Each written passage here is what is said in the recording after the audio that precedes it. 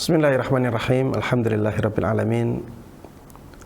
Wassalatu wassalamu ala asyrafil anbiya'i wa sayyidil mursalin. Nabiyina Muhammadin wa ala alihi wa sahbihi wa tabi'ahum bi ihsanin ila yaumiddin. Para jemaah sekalian, kaum muslimin dan kaum muslimat rahimana wa rahimakumullah. Pada kesempatan kali ini kita akan membahas pertanyaan yang diajukan oleh saudari Rizka Fitria dari Kabupaten Agam, Sumatera Barat. Pertanyaannya, Assalamualaikum warahmatullahi wabarakatuh. Waalaikumsalam warahmatullahi wabarakatuh. Ustadz, apa hukumnya seorang wanita yang menikah dengan wali hakim? Wanita tersebut mengatakan kepada wali hakim bahwasanya ayah kandungnya tidak tahu di mana keberadaannya, dan kakak laki-lakinya tidak bisa datang dari kampung. Padahal itu dusta. Dia menikah tanpa meminta izin kepada keluarga. Sekarang kondisinya sudah memiliki satu anak. Jemaah sekalian rahimana wa rahimakumullah,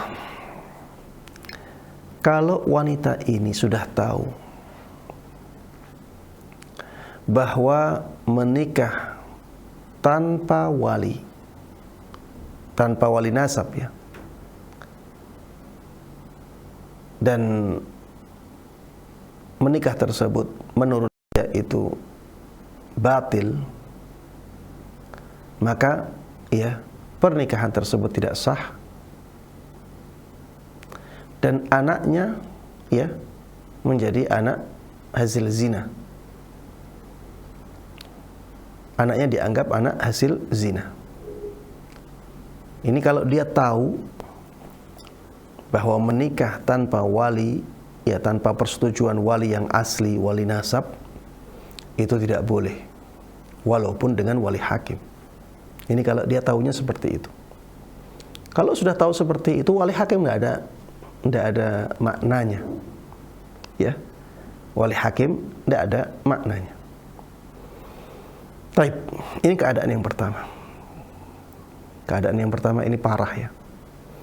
Jadi sebenarnya dia kepingin menikah saja dengan cara apapun. Dia sudah tahu menikah tanpa persetujuan wali nasab itu tidak boleh, walaupun dengan wali hakim. Kalau dia tetap langgar ini, ya maka akhirnya pernikahannya tidak sah, hubungannya menjadi hubungan perzinaan, anaknya menjadi anak hasil zina. Keadaan yang kedua, ketika dia jahil. Dia anggap bahwa kalau menikah dengan wali, siapapun walinya boleh. Ini beda dengan yang pertama ya. Jadi dia menganggap kalau walinya hakim boleh, walaupun wali nasab belum menyetujui. Yang penting wali hakim membolehkan. Baik, ketika keadaannya demikian, maka dia ya pernikahannya dianggap tidak sah. Tapi karena dia jahil seperti itu, dia anggap wali hakim sudah cukup, maka anaknya ya dianggap anaknya dia dari pernikahan syubhat. Ya, anaknya dinasabkan kepada ayahnya dari pernikahan syubhat. Ya. Dan dia diwajibkan untuk memperbarui akadnya. Dia diwajibkan untuk memperbarui akadnya. Ya, dan ana melihat ya biasanya orang awam itu keadaannya yang kedua ini. Jadi yang penting ada wali sudah sah. Dalam pemahaman mereka seperti itu. Padahal sebenarnya tidak ya. Karena wali nasab itu wali yang inti. Kalau masih ada wali nasab ya, sebenarnya wali nasab bisa menjadi walinya, tapi dia ya cari orang lain sebagai walinya, maka orang lain tersebut tidak dianggap. Ini seperti antara wudu dan tayamum. Seperti apa? Antara wudu dan tayamum. Kalau dia masih bisa berwudu bertayamum, boleh tidak? Tidak boleh. Walaupun sudah memenuhi ya rukun-rukun tayamumnya. dia menjalankan tayamum ya sesuai dengan cara yang disebutkan dalam hadis Nabi Muhammad SAW, tetap dikatakan tayamumnya nggak sah.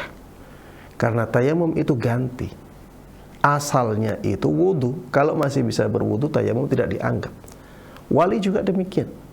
Kalau ada wali nasab, itu wali asal, ya, wali yang asli, inti, maka yang lain tidak dianggap. Ya, yang lain tidak dianggap. Maka jemaah sekalian rahimani rahimakumullah, berhati-hatilah dalam masalah pernikahan. Ya, saya berharap ya saya berhusnudzon penanya ini yang ditanyakan, kasus yang ditanyakan ini keadaannya yang kedua. Jadi dulu menganggap bahwa dengan wali hakim itu pernikahan sudah sah. Kalau keadaannya seperti ini, maka pernikahannya dianggap tidak sah, anaknya dinasabkan kepada suaminya, ya, anaknya dinasabkan kepada suaminya, dan pernikahan ini dianggap pernikahan syubhat. Kemudian keduanya diwajibkan untuk mengulangi pernikahannya lagi, ya, mengulangi akadnya lagi, ya, sehingga kedepannya ya sudah menjadi suami istri yang sah sesuai dengan syariat, ya. Demikian, wallahu taala alam, wa sallallahu wasallama wa baraka ala nabi Muhammadin wa ala alihi wa sahbihi wa man tabi'ahum bi ihsanin ila yaumiddin, walhamdulillahi rabbil alamin. Wassalamualaikum warahmatullahi wabarakatuh.